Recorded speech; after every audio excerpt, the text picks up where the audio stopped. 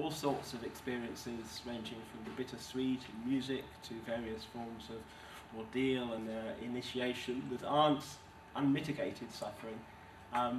But I'd ask the question though, if there's a chance for a pure unalloyed peak experience with no negative aspects at all, or some horrendous ordeal that nonetheless is deeply meaningful, which would you choose, and more to the point, which would you want to inflict on any future offspring?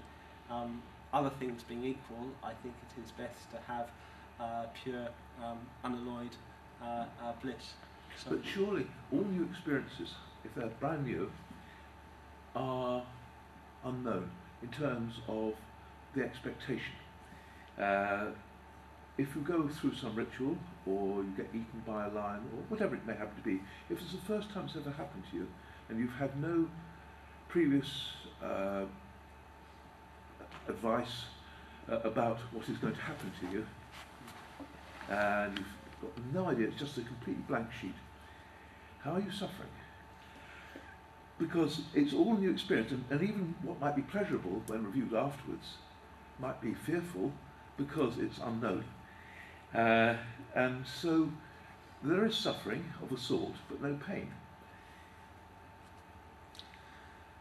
I could be wrong, and I hope I am, but I would say, for instance, in the case of, let's say, a lion being asphyxiated by a lion, I mean, it doesn't perhaps look too scary if one sees it on TV, a bit unpleasant, but nonetheless, as anyone who has undergone waterboarding, for instance, will attest, the experience of being asphyxiated is absolutely unbearable, and quite rightly we are outraged and appalled at the way it has been used in the modern world against various suspects of various crimes, but suffering of that nature actually, I would say, goes on every moment of the day in the living world. But being asphyxiated is extraordinarily unpleasant. Yes. Extreme panic disorder, this is a I'm going off on a bit of a tangent here, but people who suffer from extreme panic disorder in some cases can actually experience something like it just spontaneously. Sorry, sir. But surely then the solution is not to develop humans that don't have a problem with asphyxiation or can be waterboarded without drowning. It's to stop the waterboarding. Or in the case of being, having psychological problems like that, it's not to change your mind so that you're no longer sensitive towards the peaks and troughs of your existence. It's to change society in a way that doesn't lead people to be paranoid or whatever it is that you consider. It seems to me like you're trying to treat the symptom, not the cause.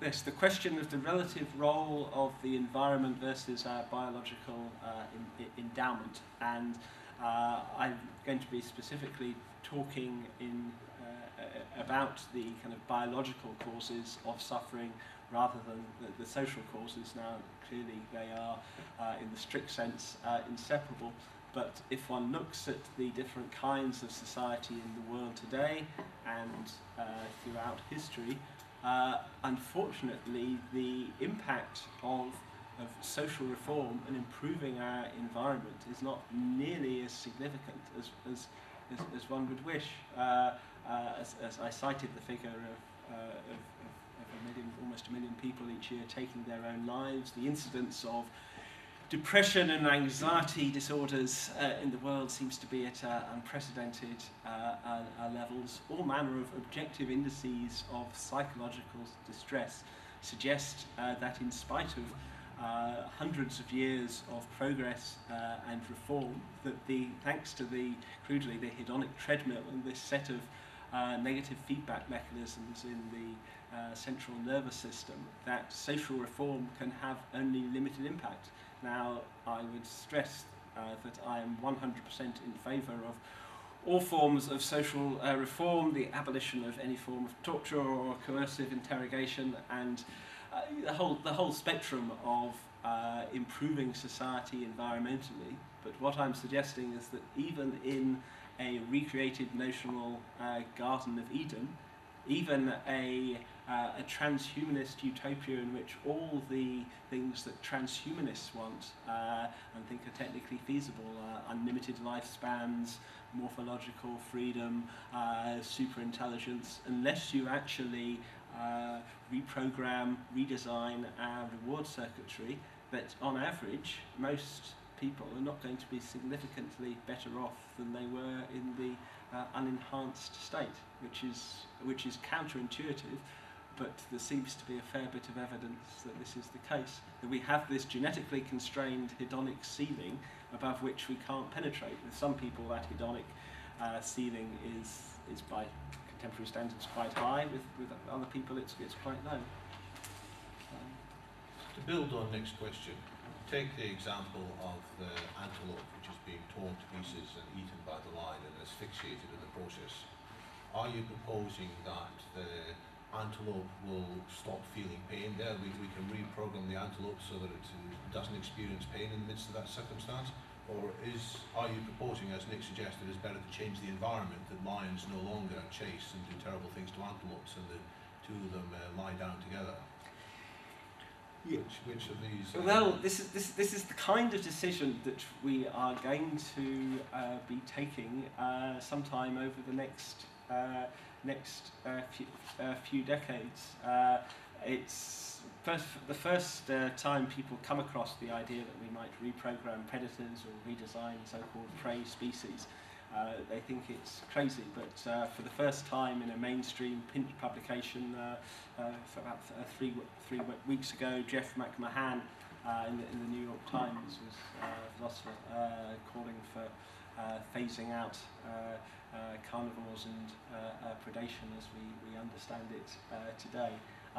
And yes, there are different options we're going to be able to choose.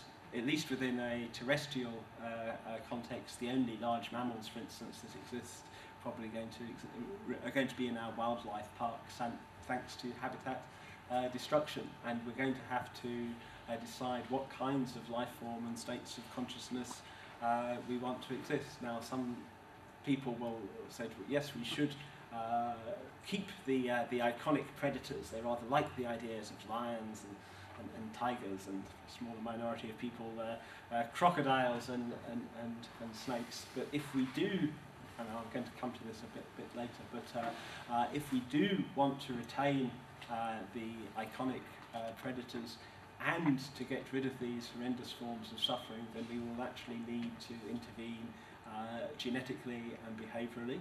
And one can do so both at the level of the so-called prey and of the so-called predator or carnivore.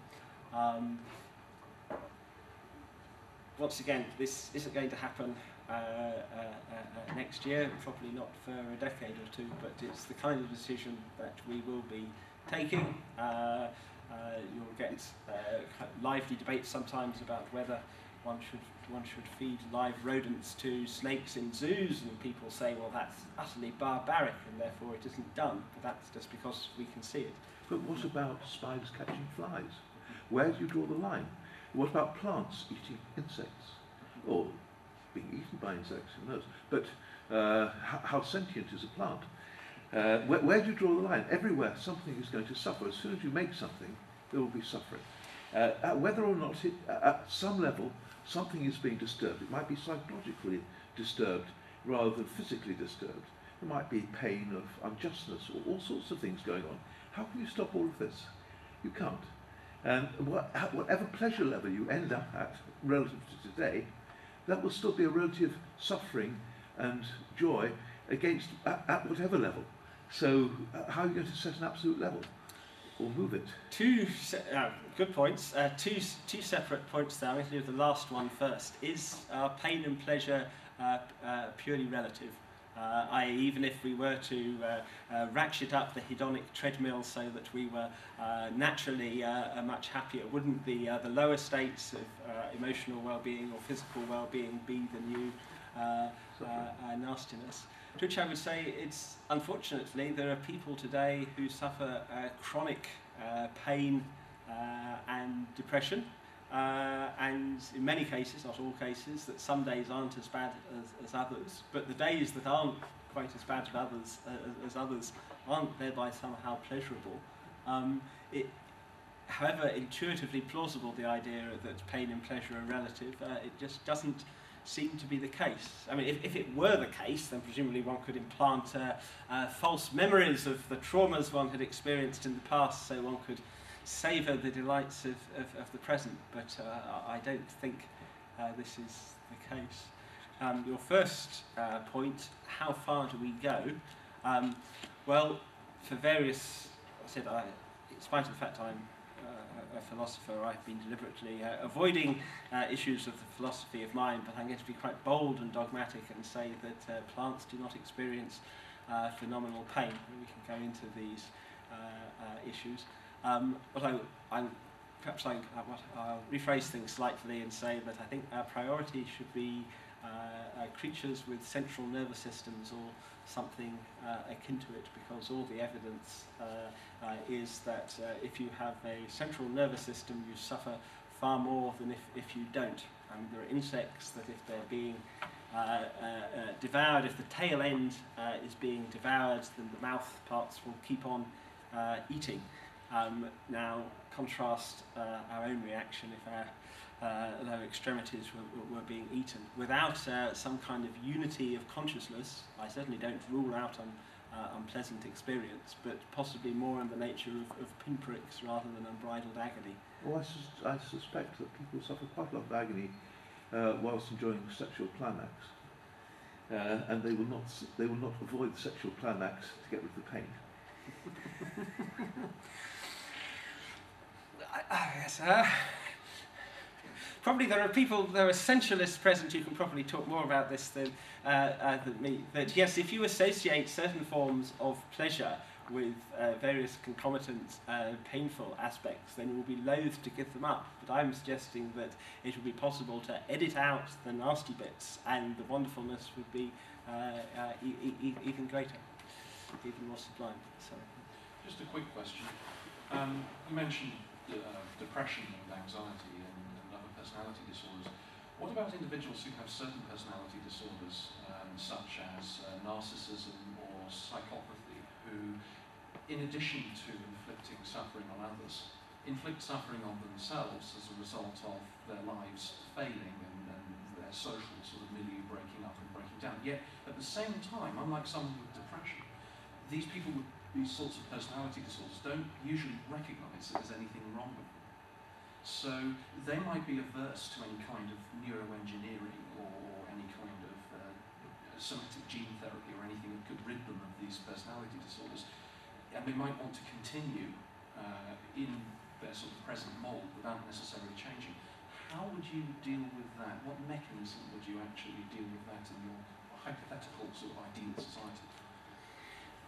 In the case of sociopaths, clearly there is some dispute as to whether this is a real diagnostic disorder, whether it's dimensional or categorical, but assuming that, and there do seem to be people who literally are sociopaths, well, as we know, if they are sociopaths of a particular disposition, prone to being serial killers or anything like that, then society has existing sanctions. But there are also people who are sociopaths or quasi-sociopathic who nonetheless flourish extremely well in, let's say, the military or the business world. And so, yes, here we come. I mean, this is a vast topic. But yes, good point. Yes. Shall we move on with a few more slides? Yes. Okay. Okay. In terms of actually getting rid of psychological pain, once again, if we wanted to, in principle, it would be possible to do it right now via wireheading. Now I'm going to give a rather simplified description and then come on to the ways in which recent developments suggest we should modify it. But after Olds and Milner's discovered the so-called pleasure centres in the brain, it was discovered that if you put electrodes in certain parts of the brain, the mesolimbic dopamine system that a non-human animal would keep on pressing and pressing the lever indefinitely. Interestingly, and this is the most important point, I think,